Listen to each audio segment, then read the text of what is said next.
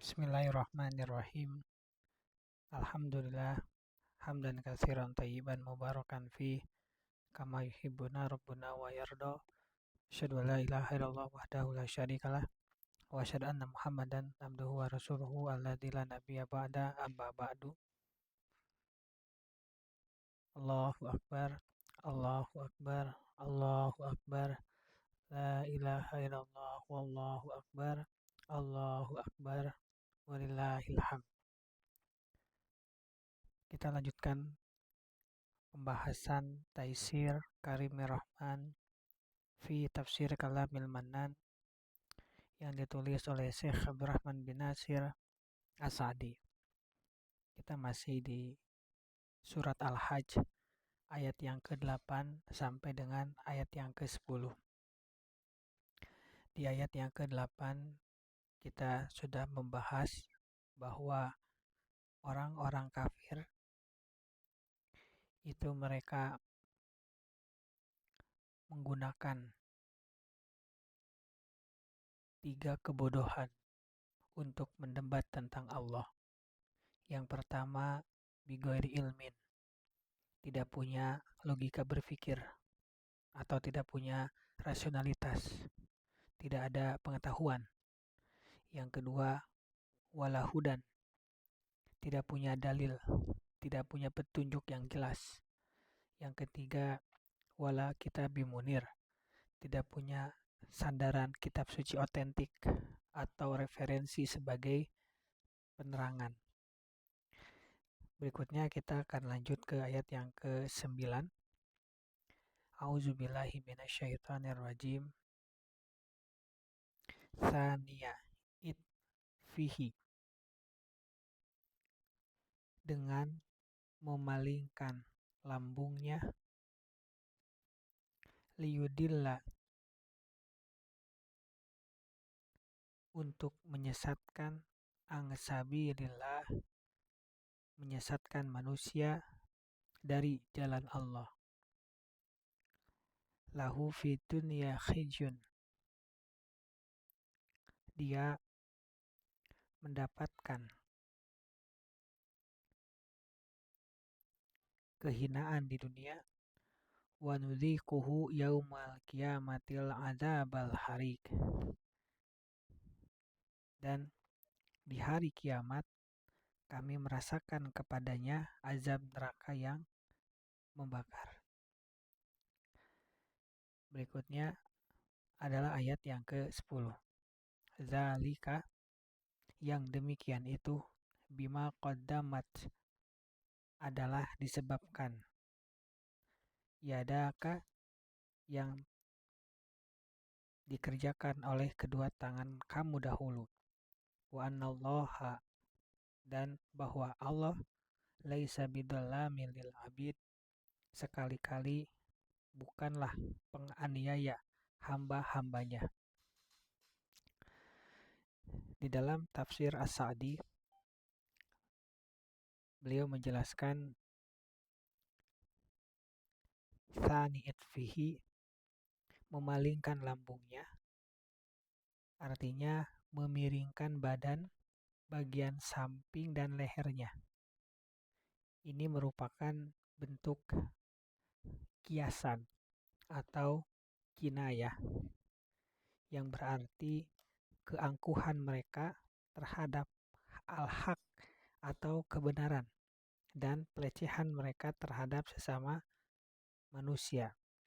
Karena sombong itu menurut hadis Shallallahu alaihi wasallam pengertiannya adalah batarul haq wa ghamtun nas, menolak kebenaran dan meremehkan manusia. Ayat-ayat ini turun mengenai Al-Nadr bin Al-Haris atau Abu Jahal. Dia itu termasuk tokoh Quraisy yang sering mendebat Nabi Muhammad SAW dengan landasan argumen yang benar. Sehingga tsani'at fihi, memalingkan lambungnya, itu artinya kesombongan dan sikap berpaling dari kebenaran. Ketika mereka diajak menyembah Allah, mereka memalingkan muka dengan angkuh, menolak mendengarkan Al-Quran. Di ayat yang ketiga, itu berbicara tentang orang awam yang tersesat karena hanya taklid kepada setan. Setannya bisa dalam bentuk leluhur-leluhur dan seterusnya. Tapi di ayat yang ke-8, ini berbicara tentang pemimpin kekafiran, tokoh intelektualnya yang sama-sama menyeru ke dalam kesesatan.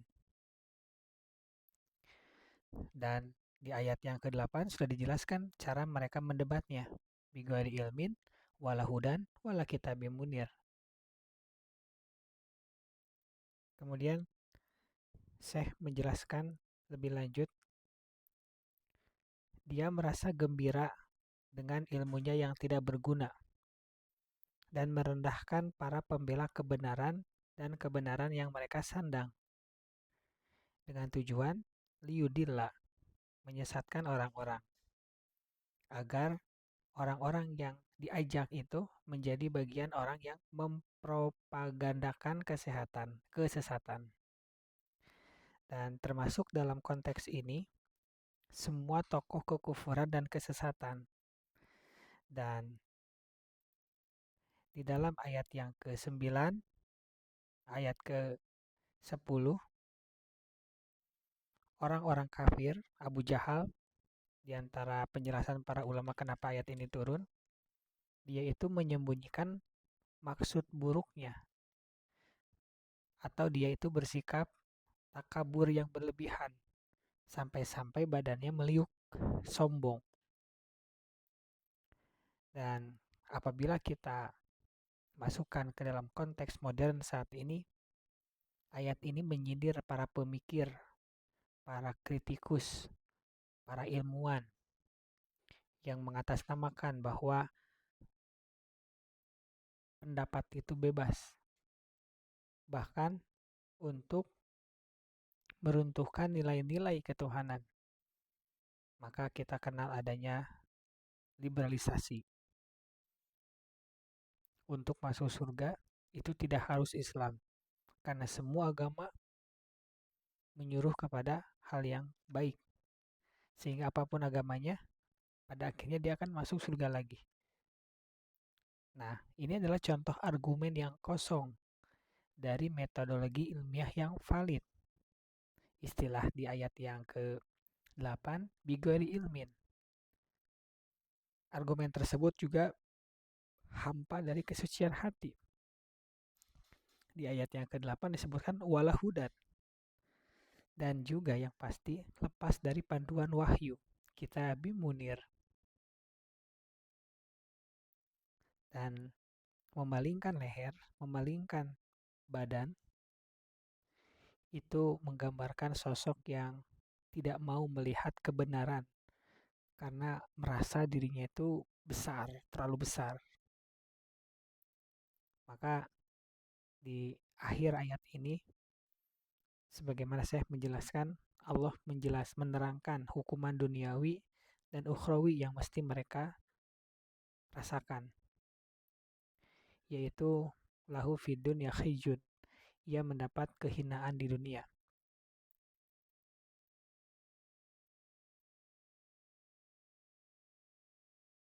Artinya terbuka kedok buruknya di dunia bahkan sebelum mereka masuk ke dalam akhirat. Dan peristiwa ini termasuk tanda-tanda kekuasaan Allah yang sangat menakjubkan. Kamu tidak akan bisa menjumpai seseorang penyeru dari kalangan propagandis, kekufuran dan kesesatan, melainkan pasti dia akan menerima kemarahan, kutukan, kebencian dan celaan di tengah kalangan manusia yang pantas dia terima. Ya, karena tadi tanpa ilmu, jangankan orang Islam, sesamanya aja merasa bahwa kayaknya gak gitu deh. Ini dasarnya dari mana ya? Karena tidak ada metodologi tadi, tidak ada metodologi tadi. Sehingga jangankan sampai akhirat, di dunia pun dia caci maki. Wa nudikuhu yaumal qiyamati adzabal harik, dan di hari kiamat kami merasakan kepadanya azab neraka yang membakar. Kata As-Sa'di, maksudnya kami, yaitu Allah, akan menimpakan kepadanya di hari kiamat kelak panasnya neraka yang sangat dahsyat dan nyala apinya yang sangat tinggi. Dan ini adalah tempat kembali yang sejelek-jeleknya. Apa penyebabnya? Lantaran amalan yang telah dia perbuat. Dan wa annallaha laisa bidzalamin lil abid. Dan Allah sekali-kali bukanlah penganiaya hamba-hambanya.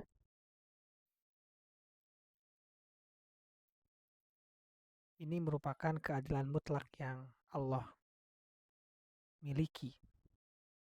Bahwa siksaan membakar adzabal harik itu bukan keputusan sewenang-wenang dari Allah. Tapi ini diakibatkan adanya kausalitas atau sebab akibat. Mereka berinvestasi di dunia dengan melakukan keburukan, yaitu tidak mau melihat kebenaran sampai mereka memalingkan badan mereka. Sehingga manusia itu adalah penentu nasibnya sendiri melalui pilihan bebas atau free will yang telah Allah berikan. Itu yang dapat disampaikan. Mudah-mudahan kita bisa dilindungi Allah dari orang-orang seperti ini dan kita tidak menjadi bagian dari orang-orang tersebut. Subhanaka Allahumma wa bihamdika asyhadu an la ilaha illa anta astaghfiruka wa atubu ilaik. Assalamualaikum warahmatullahi wabarakatuh.